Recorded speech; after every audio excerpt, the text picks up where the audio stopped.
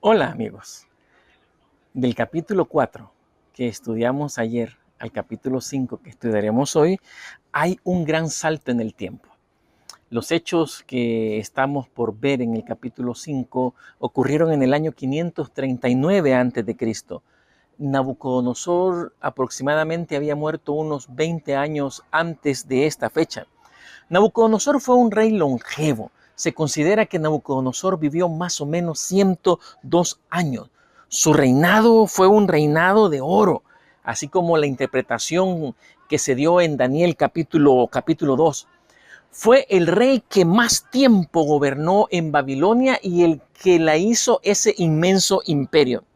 Nabonidino era hijo del rey Nabucodonosor, era su primogénito y este heredó el imperio cuando Nabucodonosor murió. Belsasar era el primogénito de Nabonidino.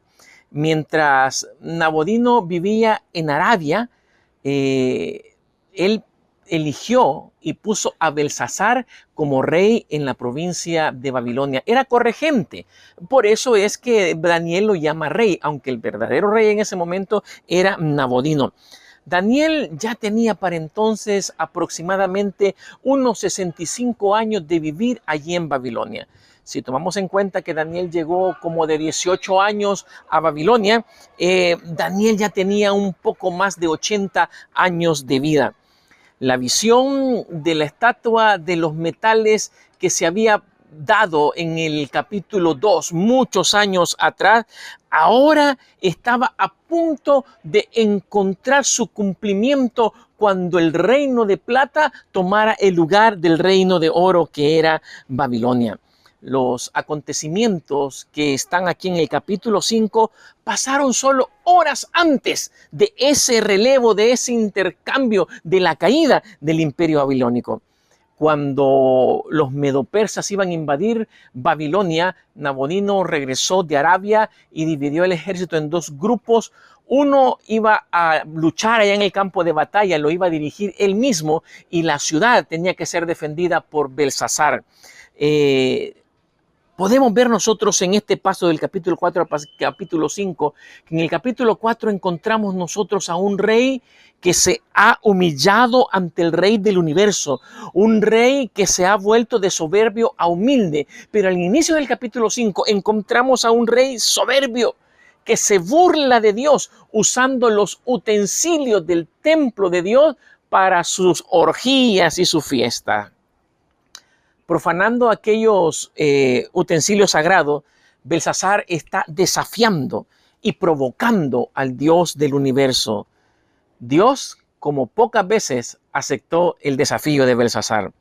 Hay un detalle interesante en el versículo 5. Menciona que aquella fiesta, aquello que estaban ellos haciendo, lo hacían a sus dioses de oro, de plata, de bronce, de hierro, de madera y de piedra. Están casi todos los elementos de la estatua y en el mismo orden. Solo varía que el barro es cambiado por la madera, pero de ahí son los mismos elementos y en el mismo orden, inclusive la piedra. Esto es como un grito que nos está llamando la atención a esa profecía para darnos cuenta que lo que Dios predice se cumple. En ese momento, cuando están en la fiesta, aparece una mano que escribe sobre la pared: Mene, Mene, Tekel, Uparsin. El rey tiembla de miedo. El rey no sabe cómo descifrar aquel mensaje en la pared y manda a llamar a los sabios, y para no perder la costumbre, pues los sabios tampoco podían interpretar aquella extraña frase para ellos. La reina madre aconseja a Belsasar que mande a traer al anciano Daniel. Le cuenta todo lo que Daniel ha hecho, o mejor dicho, le recuerda todo lo que Daniel había hecho con su abuelo Nabucodonosor y cómo él interpretaba. Tenía sabiduría porque el espíritu de los dioses santos moraba en él. Qué tremendo testimonio de Daniel, hermano. Había estado en la corte de Nabucodonosor, lo habían hecho a un lado ya en la corte de Belsasar, pero ahora es llamado nuevamente al servicio. En el versículo 23, nuevamente nosotros encontramos algo interesante, pero antes quiero llamarle la atención a algo. Antes de Daniel darle la interpretación a Belsasar, le dice, le hace un llamado de atención. Tú conoces la historia de conversión de tu abuelo. Tú sabes cómo era él, un hombre malvado que se humilló ante el Dios del universo. Pero tú no lo has hecho, Belsasar. Tú eres más soberbio que él y no te has humillado ante Dios. Volvemos al detalle del versículo 23. En el versículo 23 se vuelven a mencionar los mismos elementos del versículo 5, solo que en esta ocasión Daniel hace un pequeño cambio. Y él, en lugar de mencionar primero el oro, menciona primero la plata y después el oro, como recordando que estaba a punto de pasar ese relevo de imperio, del imperio babilónico al imperio medo-persa. En ese momento, cuando Daniel está dando la sentencia de aquella frase, Ciro está por entrar a aquella tremenda ciudad a través del lecho seco del río Éufrates, encontrando las puertas abiertas que estaban en el río, cumpliéndose una antigua profecía que mencionaba a Ciro y las puertas que Dios le abría. Tu reino ha sido roto, fue la sentencia final, y dado a los medos y a los persas.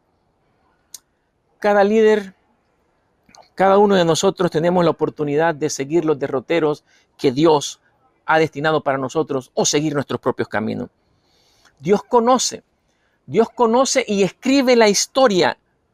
Los líderes sabios debemos seguir su voluntad y seguir por esa historia que Él está definiendo para nosotros. Belsasar fue un líder que siguió sus propios caminos. Y Daniel fue un líder que siempre se amparó ante los caminos del Señor.